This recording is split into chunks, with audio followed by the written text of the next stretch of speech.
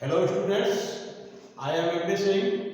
आदर्श Navodaya education group के YouTube channel में एक बार आप लोगों का फिर से स्वागत है। कल हमने आप लोगों को क्रेब्स चक्र के बारे में बताया था और आज हम अध्ययन करेंगे इलेक्ट्रॉन परिवहन तंत्र ईटीएस इलेक्ट्रॉन ट्रांसफर सिस्टम के बारे में अध्ययन करेंगे। हमने आपको पहले बताया था कि श्वसन की प्रक्रिया जो है, यानी श्वसन की प्रक्रिया में ऊर्जा का उत्पन्न होना तीन प्रमुख प्रोसेस द्वारा होता है। पहला प्रोसेस था ग्लाइकोलाइसिस, दूसरा प्रोसेस था क्रेब्स चक्र और तीसरा प्रोसेस है इलेक्ट्रॉन परिवहन तंत्र। तो दो प्रोसेस के बारे में हमने अध्ययन कर लिया है। आज के वीडियो में हम आपको इलेक्ट्रॉन परिवहन तंत्र के बारे में बताएंगे। तो इलेक्ट्रॉन परिवहन तंत्र यह कोशिका के माइटोकॉन्ड्रिया में ऑक्सीजन की उपस्थिति में संपन्न होने वाली एक प्रक्रिया है।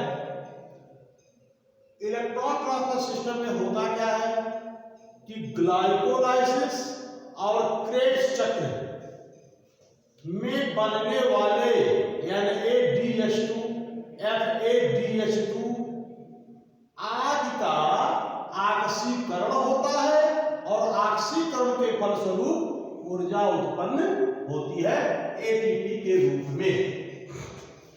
वापस देखिए एक बार, इलेक्ट्रॉन ईटीएस में क्या होता है, ग्लाइकोलाइसिस और क्रेब्स चक्र में जो NADH2 या FADH2 आदि का निर्माण होता है, वह जब ईटीएस में प्रवेश करता है तो उसका ऑक्सीकरण होता है, NADH2 और FADH2 का ऑक्सीकरण होता है, जिसके फलस्वरूप ऊर्जा उत्पन्न होती है। तो ग्लाइकोलाइसिस में सिर्फ एक जगह NADH2 का निर्माण होता है, दो NADH2 का निर्माण होता है।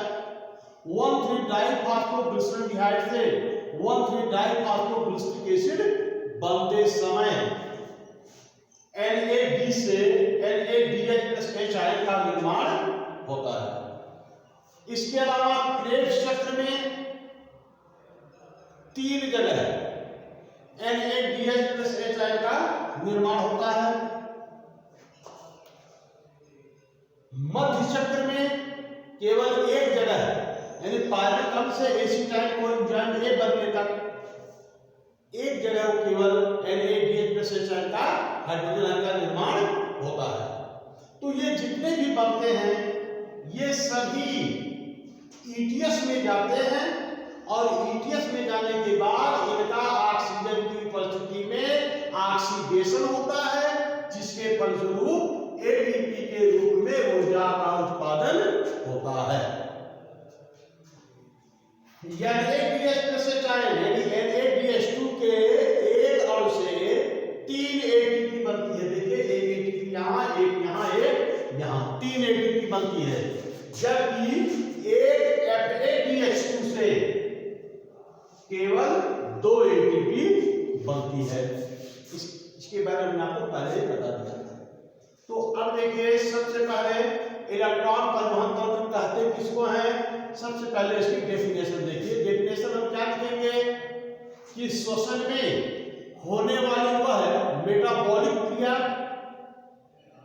जिसमें इलेक्ट्रॉन एक ग्राही से दूसरे ग्राही में स्थानांतरित होते रहते हैं और स्थानांतरित होते समय ऊर्जा का निर्माण करते हैं, यह क्रिया इलेक्ट्रॉन परिवहन तंत्र कहलाता है। वापस एक बात सुनिए, ईटीएस किसे कहते हैं।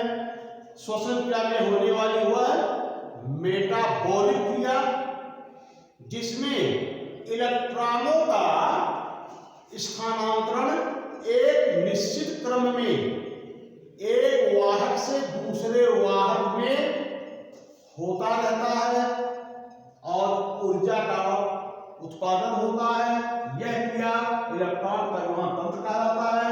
इलेक्ट्रॉन परिवहन तंत्र ऑक्सीजन की उपस्थिति में माइटोकॉन्ड्रिया में संपन्न होता है। महत्वपूर्ण पॉइंट, इलेक्ट्रॉन परिवहन तंत्र के लिए आवश्यक एंजाइम ये F1 कणों पर उपस्थित होता है। माइटोकॉन्ड्रिया के जो F1 पार्टिकल है इसको हम ऑक्सीसोम भी कहते हैं। ऑक्सीसोम F1 कण या ऑक्सीसोम भी कहा जाता है। ऑक्सीसोम में पाए जाते हैं भाई। इलेक्ट्रॉन परिवहन तंत्र के लिए आवश्यक एंजाइम माइटोकॉन्ड्रिया के ऑक्सीसोम में F1 कण में पाए जाते हैं। F1 कण। अब इसके बाद देखिए इलेक्ट्रॉन परिवहन तंत्र किस प्रकार से संपन्न होता है। तो सबसे पहले NADH+H यानी NADH2 इसका जो है ऑक्सीकरण होता है। और जब इसका ऑक्सीकरण होगा तो ऑक्सीकरण होने से 2 हाइड्रोजन आयन और 2 इलेक्ट्रॉन मुक्त होते हैं और यह ऑक्सीकृत होकर के NAD का निर्माण कर देता है। कुछ इस प्रकार से देखिए, जैसे NADH2 इसका जब ऑक्सीकरण होता है तो ये जो है NAD plus 2 hydrogen and plus 2 electron में ऑक्सीडाइज हो जाता है, ऑक्सीकृत हो जाता है। अब यहां पर देखिए, इसको हमने यहां पर NAD लिख दिया, 2 हाइड्रोजन और 2 इलेक्ट्रॉन। अब ध्यान देखिए, अब ये इलेक्ट्रॉन जो है यहां पर यानी एक ATP अणु का निर्माण यहां पर कर देते हैं। अब ये 2 इलेक्ट्रॉन तो ये ATP का निर्माण कर दिए। अब ये 2 हाइड्रोजन यहां पर जो आप देख रहे हैं मुक्त हो रहा है, ये 2 हाइड्रोजन FAD द्वारा ग्रहण कर लिया जाता है।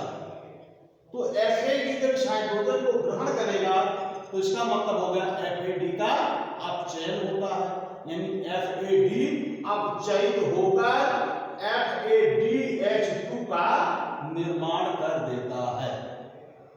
अगला स्टेप FADH2 यानी एक बार वापस इसका पूरा नाम देखिए, फ्लेविन एडेनिन डाइन्यूक्लियोटाइड इसका पूरा नाम होता है। और इसका क्या होगा, reduced flavin adenine dinucleotide. Flavin adenine dinucleotide इसका पूरा हो गया। अब FADH2, अब ये इसका जो है ऑक्सीकरण होगा। FADH2 का ऑक्सीकरण होगा तो क्या बनेगा, देखिए, यानी FADH2 इसका जब ऑक्सीकरण होगा तो FAD बन जाएगा और 2 हाइड्रोजन 2 इलेक्ट्रॉन बन जाएंगे। अब यहां पर देखिए, FADH2 ऑक्सीकृत होकर के FAD का निर्माण कर देता है और 2 हाइड्रोजन 2 इलेक्ट्रॉन यहां मुक्त होते हैं। और ये हाइड्रोजन जो है, ये जो यहां पर लिखा है कोएंजाइम Q, यहां पर जो ऐसे लिखा हुआ कोएंजाइम Q, इसका मतलब होता है ये यूबीक्विनोन। इसको हम यूबीक्विनोन भी कह सकते हैं, कहते हैं यूबीक्विनोन। कोएंजाइम ए या यूबीक्विनोन द्वारा ये हाइड्रोजन और इलेक्ट्रॉन इसके द्वारा ग्रहण कर लिए जाते हैं। अब ये ग्रहण करने के बाद देखें, यह कोएंजाइम Q यानी यूबीक्विनोन जो है, इस हाइड्रोजन को 2 हाइड्रोजन आयन और 2 इलेक्ट्रॉन में जो है इसको ऑक्सीकृत कर देता है, यानी कि इसको जो है यानी 2s और प्लस 2 इलेक्ट्रॉन इसको तोड़ देता है। अब ये जो 2 हाइड्रोजन आयन बने, ये जो है कोशिका द्रव्य में चले जाते हैं। अब यहां देखिए, अब ये जो 2 इलेक्ट्रॉन है, ये तो कोशिका द्रव्य में चला जाएगा और ये 2 इलेक्ट्रॉन यहाँ पर बन रहे हैं, ये 2 इलेक्ट्रॉन साइटोक्रोम बी द्वारा ग्रहण कर लिए जाते हैं। तो अब हम आपको बता रहे हैं साइटोक्रोम बी है क्या। साइटोक्रोम बी जो है यह आयरन को धारण करने वाला एक प्रोटीनियस पिगमेंट होता है, वर्णक होता है। साइटोक्रोम क्या है?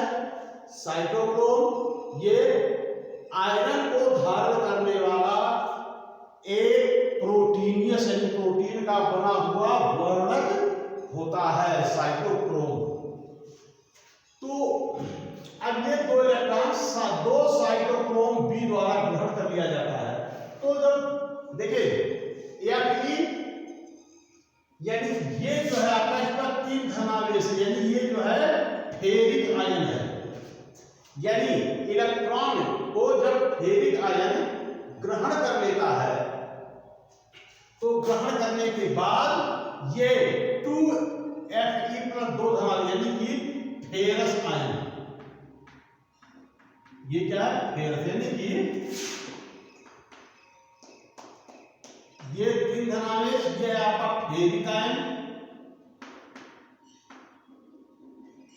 और Fe+2 धनावेश ये हो गया आपका फेरस आयन।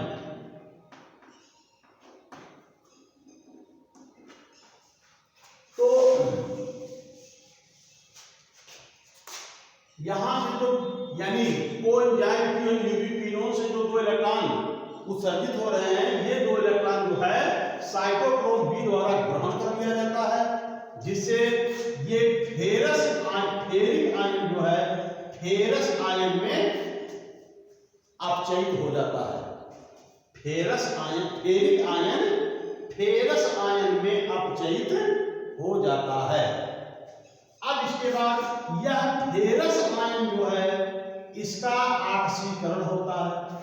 तो फेरस आयन आक्सीकृत होकर के फेरिक आयन बनाता है। देखिए ये आक्सीकृत होकर के फेरिक आयन बनाता है और 2 इलेक्ट्रॉन यहां पर मुक्त होता है।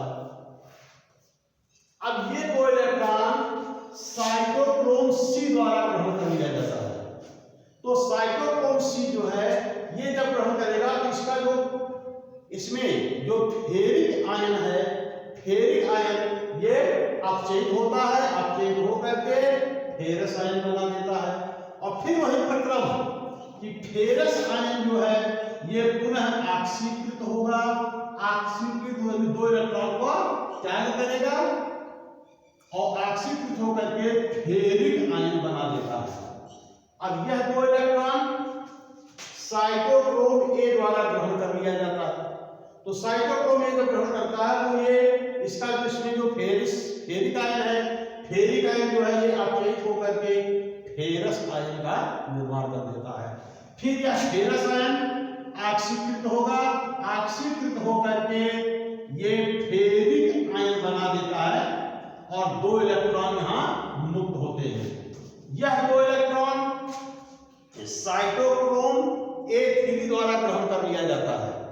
अब ये जब ग्रहण करेगा तो इसका जो फेरिक आयन है, फेरिक आयन ये अपचयित होकर के फेरस आयन बना देता है, यानी फेरस आयन में अपचयित हो जाता है।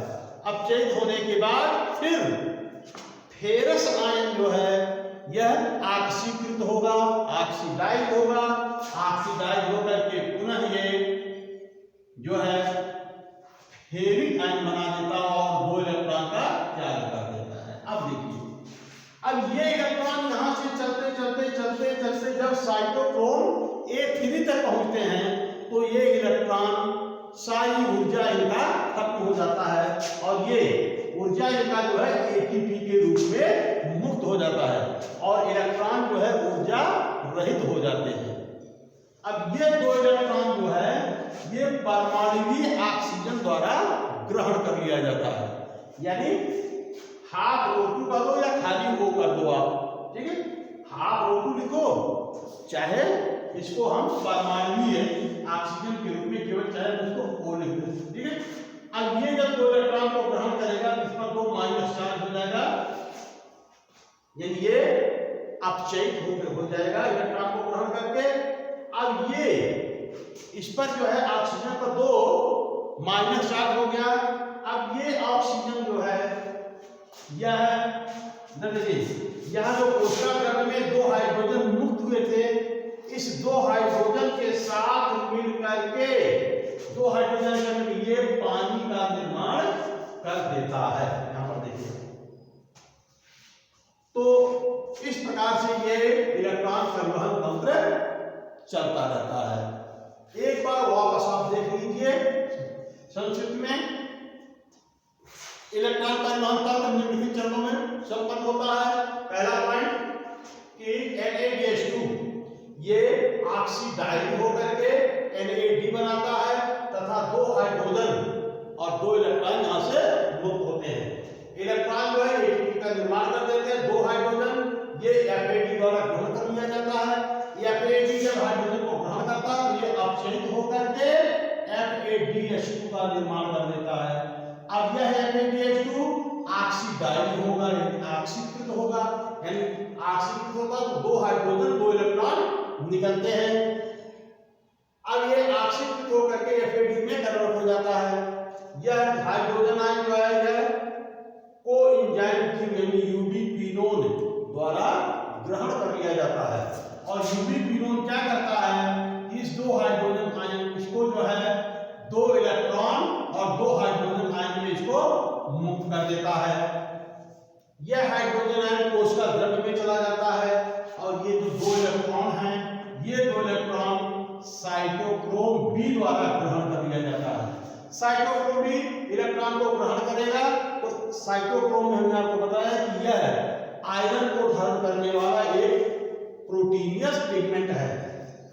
तो इसमें आयरन पाए जाते हैं, तो ये आयरन जो फेरिक आयन के रूप में पाए जाते हैं। तो यह फेरिक आयन जो है 2 इलेक्ट्रॉन को जब ग्रहण करता है तो ये फेरस आयन में अपचयित हो जाता है।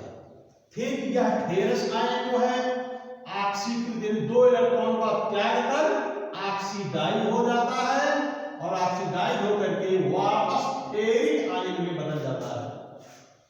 यह निकला हुआ 2 इलेक्ट्रॉन, अब यहां पर देखिए, यह निकला हुआ 2 इलेक्ट्रॉन साइटोक्रोम सी द्वारा ग्रहण कर लिया जाता है।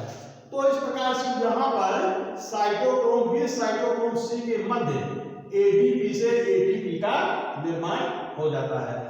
अब साइटोक्रोम सी जब ग्रहण किया तो इसका जो इसमें जो आयरन है फेरिक आयन के रूप में जो पाया जाता है वह अपचयित होकर के फेरस आयन बना देता है। फिर यह फेरस आयन ऑक्सीडाइज होगा, ऑक्सीडाइज होकर के 2 इलेक्ट्रॉन का त्याग करेगा और वापस फेरिक आयन बना देता है। इस 2 इलेक्ट्रॉन को साइटोक्रोम ए ग्रहण कर लेता है और साइटोक्रोम ए जब ग्रहण करता है इसमें इसका जो फेरिक आयन है वह अपचयित होकर के फेरस आयन बना देता है। फिर फेरस आयन 2 इलेक्ट्रॉन का त्याग करेगा, ऑक्सीडाइज होगा, ऑक्सीडाइज होकर के फिर फेरस आयन बना देता है। यहां पर भी ADP से ATP का निर्माण हो जाता है। फिर ये 2 इलेक्ट्रॉन जो निकल रहे हैं इनको साइटोक्रोम A3 ग्रहण कर लेता है और फिर वही प्रक्रम, यानी साइटोक्रोम A3 का जो फेरिक आयन है वह अपचयित होगा, 2 इलेक्ट्रॉन को ग्रहण करके अपचयित होगा तो फेरस आयन बना देगा और यह फेरस आयन फिर ऑक्सीडाइज होकर के फेरिक आयन बना देता है। अब देखिए, अब साइटोक्रोम A3 तक पहुंचते पहुंचते इलेक्ट्रॉन जो है वो ऊर्जा रहित हो जाते हैं। अब यह ऊर्जा रहित इलेक्ट्रॉन जो है यह परमाणुवीय ऑक्सीजन को स्थानांतरित कर दिया जाता है। परमाणुवीय ऑक्सीजन इसको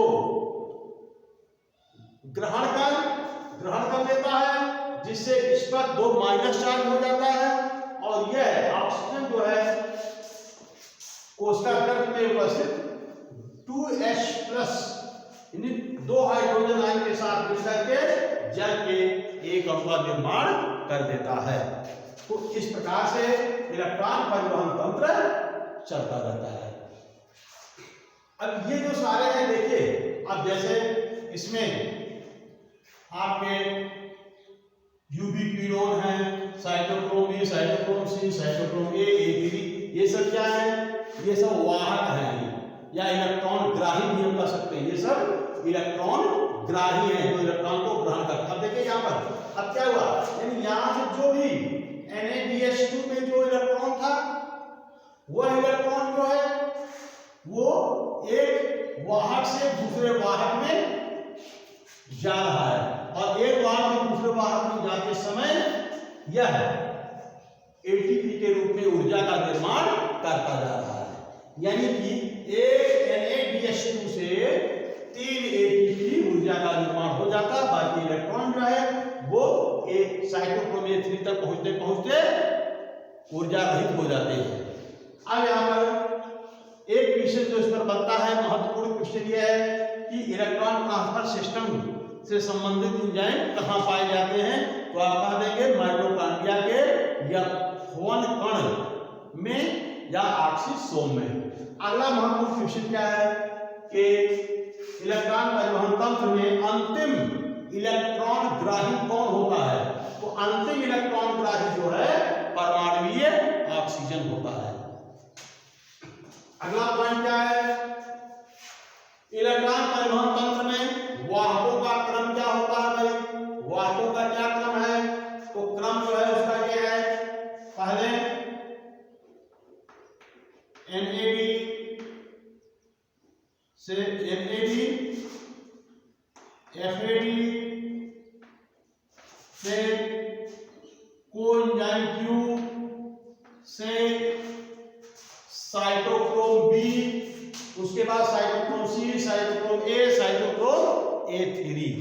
ये जो है वाहकों का क्रम है। ये भी याद रखना आप। इलेक्ट्रॉन परिवहन तंत्र में यहाँ नीचे हम देख देते हैं एक बार वापस। देखिए वाहक इलेक्ट्रॉन ग्राही दोनों भी हम लिख सकते हैं।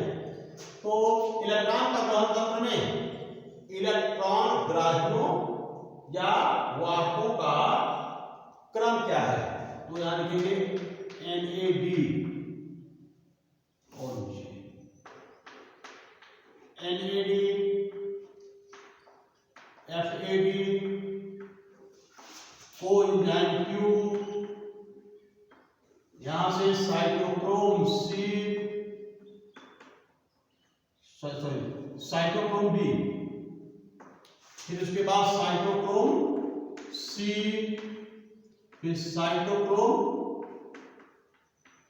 A, फिर उसके बाद साइटोक्रोम A3। ठीक है, ये जो है इलेक्ट्रॉन परिवहन तंत्र में इलेक्ट्रॉन ग्राहियों का क्रम है।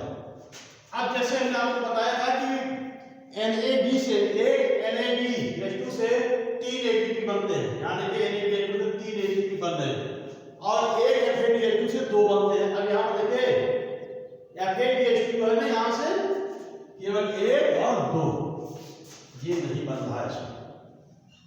ठीक है, तो इस प्रकार से क्रेब चक्र और ग्लाइकोलाइसिस में जो NADH2, FADH2 आदि जो रिलीज होते हैं वो जब ETS में जाते हैं तो उनमें जो इलेक्ट्रॉन होते हैं, इलेक्ट्रॉन एक ग्राही से दूसरी ग्राही में निश्चित क्रम में स्थानांतरित होते रहते हैं और स्थानांतरित होते समय ऊर्जा के रूप में ATP के रूप में ऊर्जा का निर्माण करते रहते हैं।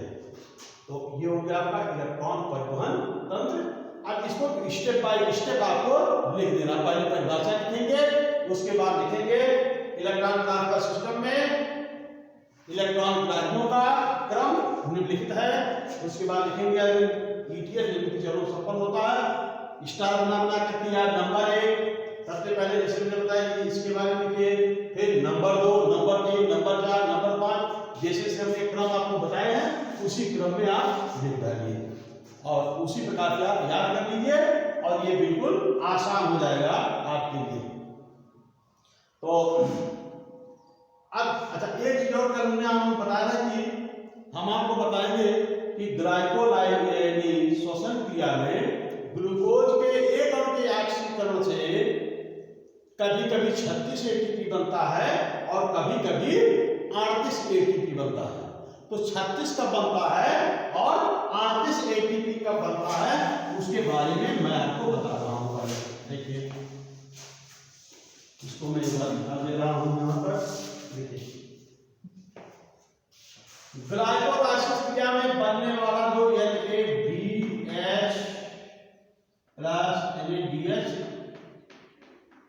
ये है, दो बनते हैं। आपको ध्यान होना चाहिए, ग्लाइकोलाइसिस में 1,3-डाइफॉस्फोग्लिसरॉल्डिहाइड से 1,3-डाइफॉस्फोग्लिसरिक एसिड बनते समय 2 NADH प्लस 2 OH आयन का निर्माण होता है। ये जो है ETS में जाएंगे, तो इनके ETS में जाने के लिए इनके पास दो वाहक होते हैं, दो शटल होते हैं। एक शटल तो होता है जिसे कहते हैं ग्लिसरॉल फास्फेट शटल, दो शटल इनके लिए। देखो, एक होता है glycerol phosphate shuttle, glycerol phosphate shuttle, और दूसरा होता है माइलेट एस्पार्टेट शटल, माइलेट एस्पार्टेट शटल। ये दो वाहकों के द्वारा ये ETS में ये जा सकते हैं। अब अगर ये ग्लिसरॉल फास्फेट शटल के माध्यम से यह ETS में जा रहा है तो इनसे केवल 4 ATP बनती है, यानी 2 NADH से केवल 4 ATP बनती है। यहां पर 2 ATP जो है ये यहां पर कम बनते हैं, और माइलेट एस्पार्टेट शटल के द्वारा अगर जो जाता है तो इससे 6 ATP बन जाता है। अब ऐसे कंडीशन में जब ग्लाइकोलाइसिस टाइम ऊपर NADH2 के 2 अणु ग्लिसरॉल फास्फेट शटल से जाते हैं तो केवल 4 ATP बनती है, और जब माइलेट एस्पार्टेट शटल से जाते हैं 6 ATP बनती है।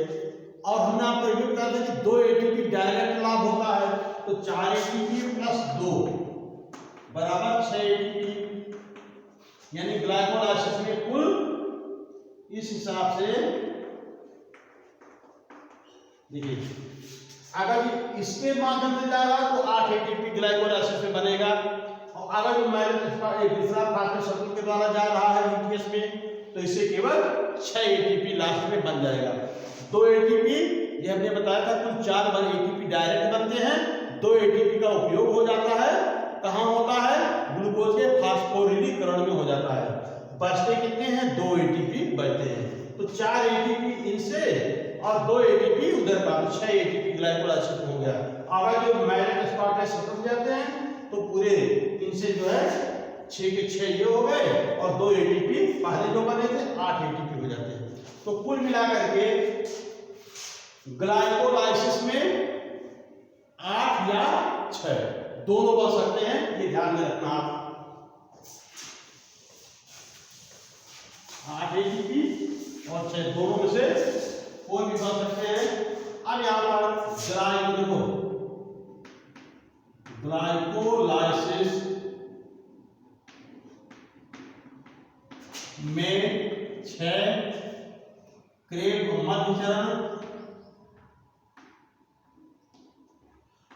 चरण में 6, क्योंकि मध्य चरण में पायरुवेट से एसीटाइल कोएंजाइम में बनने में एक NADH2 बनता है, जब पायरुवेट का एक अणु जाता है, और पायरुवेट के 2 बनते हैं तो मध्य चरण 2 बार चलता है, यानी 3 2 बार 6 ATP।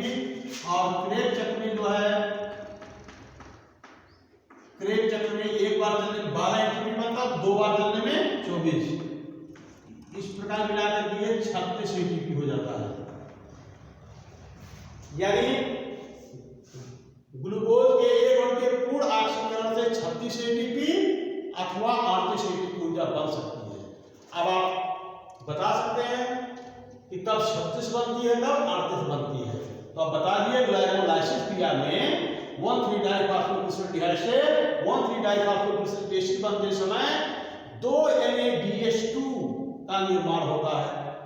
ये जो 2 NADH2 है, ये अगर जो माइलेट एस्पार्टेट शटल के द्वारा ETS में जाएंगे तो इनसे 6 ATP बनेगी। इस प्रकार को 38 ATP बन जाएगी।